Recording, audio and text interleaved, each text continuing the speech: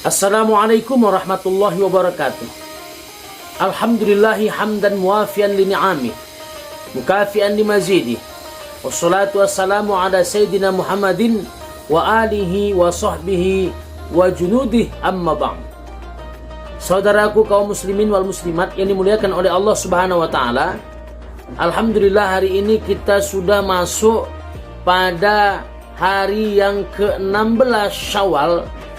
Dan alhamdulillah hari ini bertepatan dengan hari Jumat. Mudah-mudahan Allah Subhanahu wa taala menjadikan hari ini hari Jumat kita barokah. Barokah untuk diri kita, barokah untuk keluarga kita, dan juga barokah untuk negeri kita. Amin ya rabbal alamin. Hadirin wal hadirat, kaum muslimin wal muslimat yang dimuliakan oleh Allah Subhanahu wa taala. Hari Jumat merupakan hari berkumpul bagi umat Islam, terkhusus bagi laki-laki. Maka di dalam Islam, Allah Subhanahu wa taala telah mewajibkan melaksanakan sholat Jumat bagi orang-orang yang telah diwajibkan padanya sholat itu, dan bagi orang yang tidak ada udzur syar'i untuk mendatangi sholat Jumat di masjid di mana kita bertempat tinggal.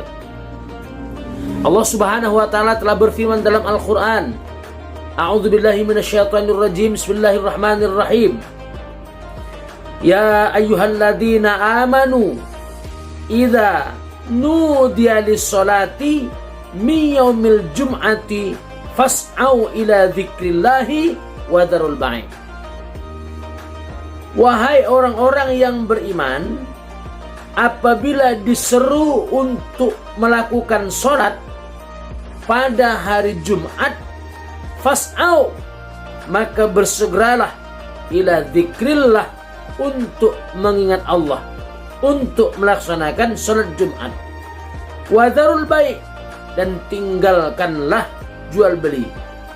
Utruku aqdahu, tinggalkanlah melakukan akad jual beli.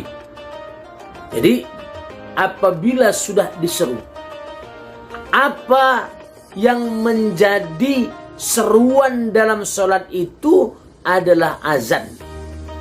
Maka jika azan sudah berkumandang di masjid untuk melaksanakan sholat Jumat, haram bagi laki-laki yang baligh, berakal, merdeka, tidak ada udzur syar'i, tidak dalam keadaan musafir, dan dia termasuk penduduk di negeri itu, kalau dia tidak melaksanakan sholat Jumat, justru dia melakukan akad jual beli ketika azan berkumandang, haram hukumnya.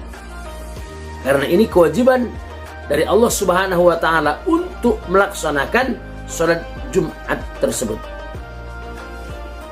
Ikhwanul kiram wal kiramah, hadirin wal hadirat, saudaraku yang dimuliakan oleh Allah Subhanahu wa taala. Karena itu maka kewajiban untuk melaksanakan sholat Jumat ini tidak dipandang dari sisi manapun, kecuali bahwa dia diwajibkan kepada orang-orang tertentu, di mana Allah Subhanahu wa ta'ala telah menyatakan hal itu, dan orang tersebut tidak dalam keadaan uzur syar'i. Karena itu maka siapapun yang menyepelekan melaksanakan sholat Jumat, hati-hati. Bagi mereka yang benar-benar melaksanakan sholat Jumat, Allah Subhanahu wa ta'ala menyatakan, Dalikum khairul lakum in kuntum ta'lamun. Yang demikian itu lebih baik bagi mereka jika mereka mengetahuinya. Bukan tidak dibolehkan untuk melaksanakan jual beli atau melakukan akad transaksi bisnis pada hari Jumat, tapi pada saat azan berkumandang tidak boleh. Bahkan disunnahkan dari pagi kita sudah mandi untuk menyambut pelaksanaan sholat Jumat. Kita harus disunahkan mandi, kemudian melaksanakan wirid-wirid amalan, membaca surah Al-Kahfi, berwangi-wangian, lantas kemudian kita melaksanakan sholat Jumat. Setelah habis pelaksanaan sholat Jumat, barulah kita dibolehkan untuk melakukan transaksi bisnis. Allah Subhanahu wa taala menyebutkan, "Faida qudiyatis sholatu fantashiru fil ardi." Apabila sholat telah ditunaikan, maka bertebaranlah kalian di muka bumi ini, wabtaghu min fadlillah, dan carilah karunia Allah, wazkurullaha katsira, dan banyak-banyaklah ingat kepada Allah, berzikirlah, la'allakum tuflihun, mudah-mudahan kalian menjadi orang yang beruntung. Saudaraku kaum muslimin yang dimuliakan oleh Allah Subhanahu wa taala, itulah orang yang beruntung di mana mereka tidak menyepelekan sholat Jumat. Sedangkan orang yang menyepelekan sholat Jumat padahal kewajiban sholat Jumat ada di pundaknya. Hal ini dijelaskan dalam hadis Rasulullah SAW yang kemudian disyarahkan oleh Imam Ar-Ramli dalam kitab An-Nihayatul Muhtaj. Beliau menyatakan, qauluhu man taraka thalathu jam'in tahawunan. Dalam hadis Rasul disebutkan, siapa yang meninggalkan 3 kali sholat Jumat tahawunan, memang dengan niat menyepelekan. Artinya bi'alla yakuna li'udrin wala yamna'u min dhalika i'tirafu wujubuha wa anna tarkaha maksiatun.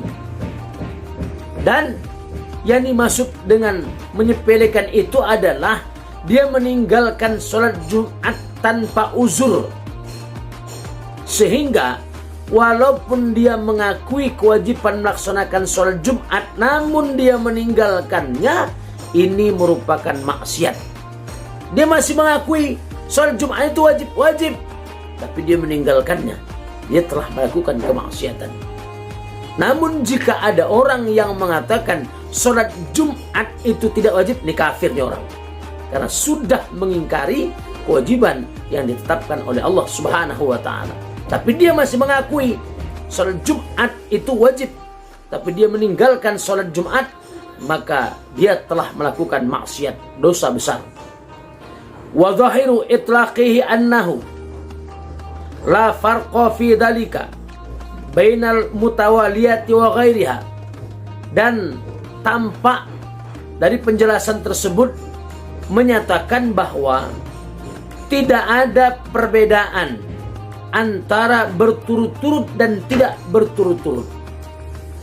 Wala'allahu ghairu muradin wa innamal muradul mutawaliyatu qauluhu taba Allahu ala qalbi.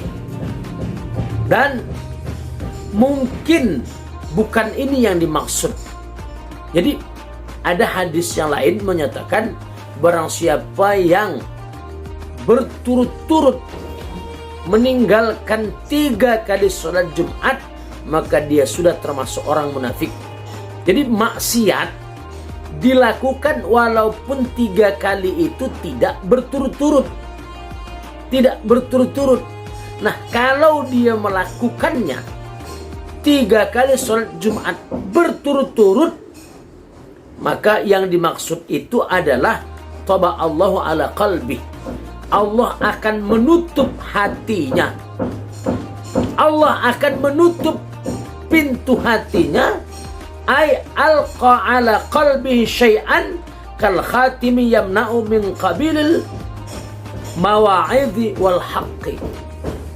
Allah menutup pintu hatinya dengan sesuatu seperti penutup yang menghalangi sampainya nasihat dan kebenaran itu. Jadi jika dia meninggalkan 3 kali sholat Jumat, dia sudah melakukan dosa besar tanpa ada udzur syar'i. Jika orang tersebut melakukannya berturut-turut, dia akan menjadi munafik. Allah akan menutup pintu hatinya sehingga apapun nasihat tidak akan mungkin bisa membekas dalam hatinya. apapun kebenaran yang kemudian dilakukan orang lain takkan bisa masuk dalam hatinya yang menyatakan ini bahwa suatu kebenaran. Mudah-mudahan Allah Subhanahu wa taala memberikan keberkahan kepada kita untuk tetap mementingkan pelaksanaan sholat Jumat untuk dilakukan. Bahkan insya Allah kita juga melakukan sunnah-sunnah yang terdapat di dalam hari Jumat tersebut. Demikian, Assalamualaikum warahmatullahi wabarakatuh.